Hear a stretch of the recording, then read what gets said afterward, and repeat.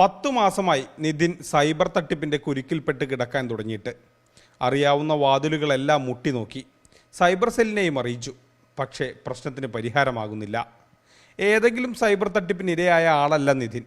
പക്ഷേ നിതിൻ്റെ ചിത്രം സൈബർ തട്ടിപ്പുകാർ ഉപയോഗിക്കുന്നു.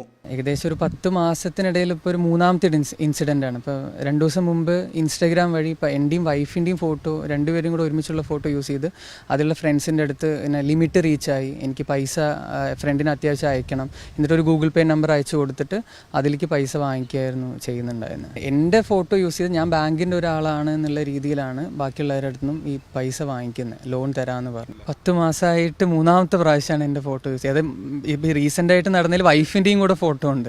നിതിൻ്റെ ചിത്രമുള്ള വാട്സാപ്പ് DPയിൽ നിന്ന് ലോൺ ആപ്പിൻ്റെ ലിങ്ക് വരും. അതുപയോഗിച്ച പലരുടെയും പണം നഷ്ടമായി. 2 തവണ സൈബർ സെല്ലിന് വിവരം അറിയിച്ചു.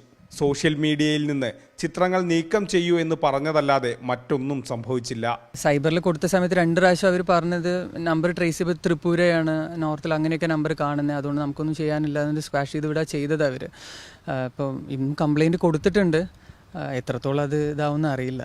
ചില ഫേസ്ബുക്ക് ഗ്രൂപ്പുകളിൽ നിതിൻ്റെ ചിത്രം ഉപയോഗിച്ച് ഇവനെ സൂക്ഷിക്കുക എന്നുവരെ പ്രചരണം തുടങ്ങി.